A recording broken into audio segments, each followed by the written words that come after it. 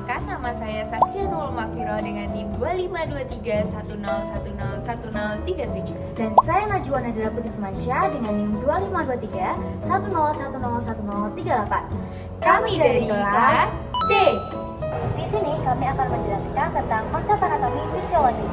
Nah, apa sih itu anatomi? Anatomi yaitu ilmu yang mempelajari tentang organ-organ tubuh dan bagian-bagian tubuh. Memudahkan kita mempelajari anatomi fisiologi dalam rangka mencapai keseragaman deskripsi.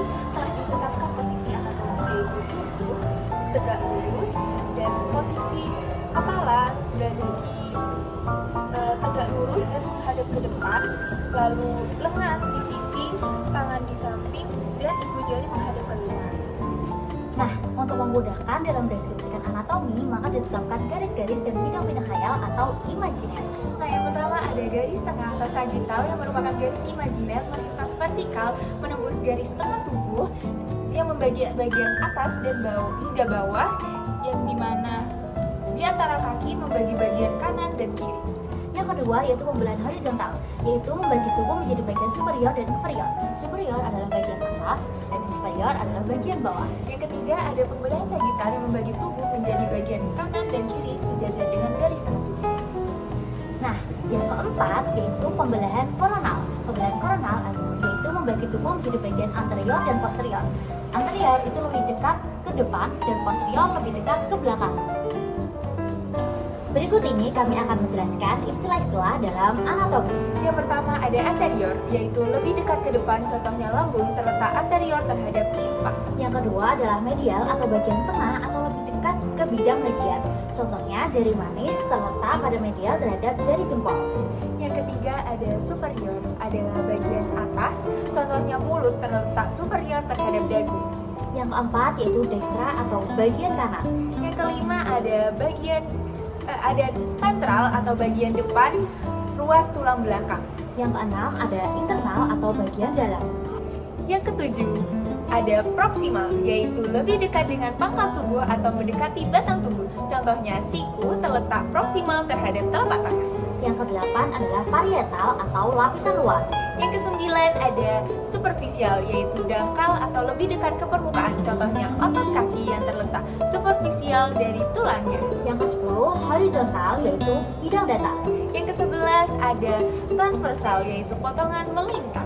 Yang ke-12 adalah posterior, itu lebih dekat ke belakang. Contohnya jantung terletak posterior terhadap tulang rusuk. Yang ke-11 ada lateral, bagian samping menjauhi bidang median. Contohnya telinga terletak lateral terhadap mata.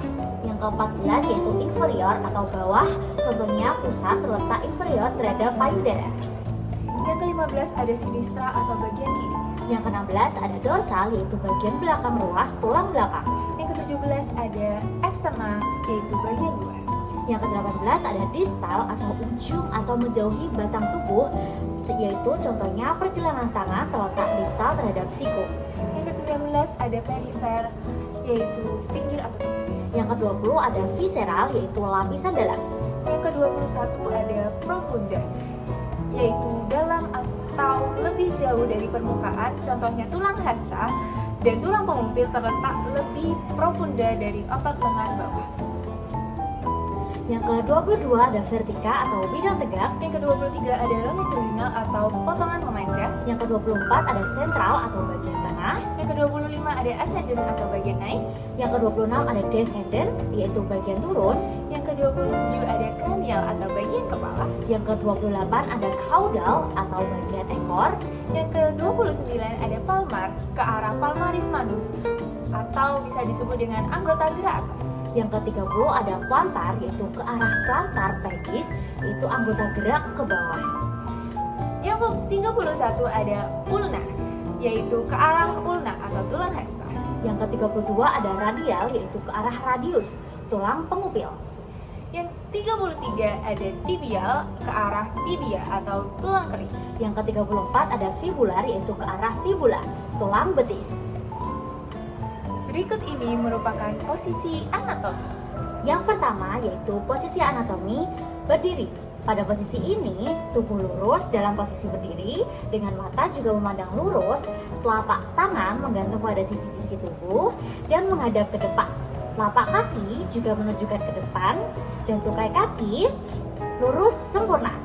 Berikut ini adalah contohnya.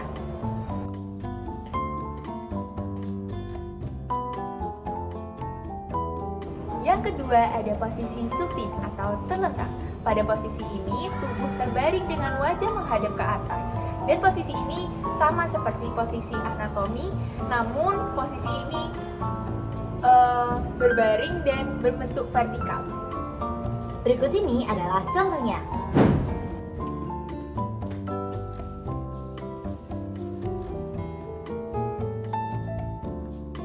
Yang ketiga ada posisi prone atau tengkurap. Pada posisi ini punggung menghadap ke atas, tubuh terletak pada bidang horizontal dengan wajah menghadap ke bawah. Berikut ini contohnya.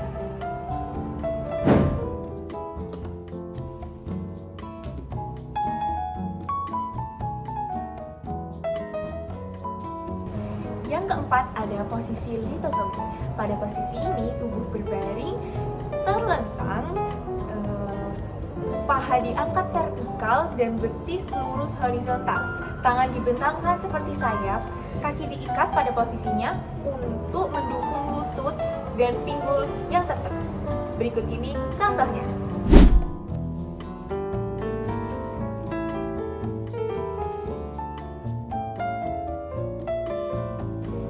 Selanjutnya, kami akan menjelaskan beberapa arah gerakan tubuh manusia.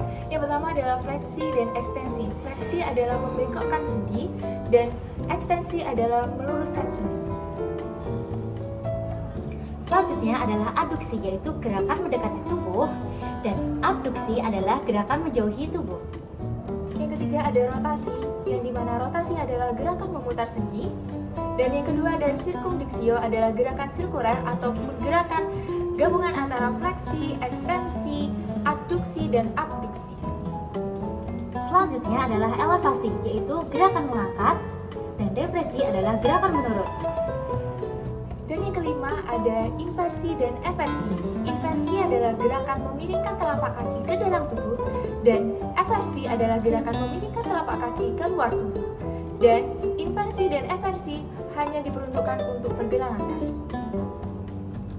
Berikut ini adalah contohnya.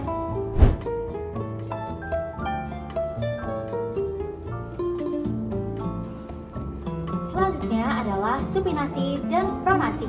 Supinasi adalah gerakan mengadahkan tangan, dan pronasi adalah gerakan menelungkupkan tangan. Perlu Anda ketahui bahwasanya istilah supinasi dan pronasi hanya digunakan wilayah pergelangan tangan saja atau lengan saja. Selanjutnya adalah endorotasi dan eksorotasi. Endorotasi adalah gerakan ke dalam pada sekeliling suku panjang tulang yang bersendi atau rotasi. Eksorotasi adalah gerakan rotasi keluar. 8 kami akan menjelaskan tentang sumbu atau aksis gerakan. Yang pertama ada aksis sagital. Aksis sagital adalah garis yang memotong bidang gerak sagital dengan bidang gerak transversal. Lalu yang kedua ada aksis transversal, adalah garis yang memotong bidang gerak frontal dengan bidang gerak transversal. Yang ketiga ada aksis longitudinal, yaitu garis yang memotong bidang gerak median dan frontal yang berjalan dari atas ke bawah. Selanjutnya kami akan menjelaskan bidang anatomi. Nah, yang pertama ada bidang median, yaitu bidang yang melalui aksis longitudinal dan aksis sagital. Nah, biasanya ini disebut dengan mediosagittal. Yang kedua ada bidang sagital, bidang paramedian, yaitu setiap bidang yang sejajar dengan bidang mediosagittal. Nah, yang ketiga ada bidang koronal atau frontal, yaitu setiap bidangnya mengandung aksis-aksis transversal dan sejajar dengan dahi dan tegak lurus dengan bidang sagital. Yang keempat yaitu bidang transversal, yaitu letaknya tegak lurus dengan bidang-bidang sagital dan bidang koronal pada posisi berdiri, posisi bidang horizontal. Selanjutnya kami akan menjelaskan istilah anatomi atau nomenklatur anatomi, antara lain. Yang pertama adalah istilah anatomi yang menyatakan bagian tubuh yang menonjol. Nah, yang pertama ada processus atau nama umum dari taju atau tonjolan. Lalu yang kedua ada spina atau taju yang tajam seperti duri. Yang ketiga ada tuber, yaitu benjolan bulat. Dan yang keempat ada tuberkulum, yaitu benjolan bulat yang kecil. Lalu yang kelima ada krista atau gerigi, dan yang keenam ada pecten atau bagian pinggir yang menonjol. Yang kedelapan ada codylus, yaitu benjolan bulat di ujung tulang. Yang kesembilan ada epicodylus, yaitu benjolan pada codylus. Lalu yang selanjutnya ada cornu atau tanduk, dan yang selanjutnya juga ada linea atau gak. Selanjutnya kami akan menyebutkan istilah anatomi yang menyatakan bagian tubuh yang lengkung. Yang pertama ada fossa, nama umum. Yang kedua ada fossula, yaitu fossa yang kecil. Yang ketiga ada fovea atau fossa yang kecil. Dan yang keempat ada foveola, yaitu fovea yang kecil. Dan yang kelima ada sulcus atau alur. Yang ketujuh ada incisura, yaitu taktik. Nah, yang ketiga kami akan menyebutkan istilah anatomi yang menyatakan lubang, saluran, dan ruangan. Yang pertama ada foramen atau lubang. Yang selanjutnya ada visura atau celah. Yang selanjutnya ada apertura, yaitu pintu. Dan yang selanjutnya ada kanalis, yaitu saluran. Yang selanjutnya ada ductus, yaitu pembuluh. Lalu yang selanjutnya ada meatus atau liang. Selanjutnya ada cavum, yaitu rongga. Lalu yang terakhir ada selula atau ruang kecil. Selanjutnya kami akan menjelaskan beberapa rongga dalam struktur anatomi manusia, yaitu terdapat pada kepala dan badan. Yang pertama terdapat rongga yang terdapat dalam kepala. Nah, yang pertama ada rongga tengkorak atau cavum cranialis. Isinya meliputi otak besar atau cerebrum. Lalu yang kedua ada otak kecil atau cerebellum. Dan yang terakhir ada batang otak atau brainstem. Yang kedua ada rongga mata atau cavum orbital, isinya yaitu bola mata atau orbital. Lalu yang ketiga ada rongga hidung atau cavum nasi. Isinya terdapat tempat pertukaran udara pernafasan. Yang selanjutnya yaitu rongga mulut atau cavum moris, yaitu isinya lidah dan juga gigi. Lalu yang terakhir ada rongga telinga tengah atau cavum timpani. Isinya berupa tulang-tulang pendengaran.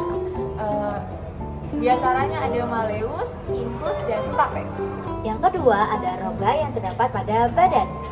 Nah, yang pertama ada rongga dada atau cavum thoracis yang isinya meliputi paru-paru atau bisa disebut dengan pulmono, jantung disebut dengan kardio, pembuluh darah aorta, pembuluh darah vena cava, arteri, dan vena pulmonalis, trakea, bronkus, dan esophagus. Yang kedua ada rongga perut atau cavum abdomen.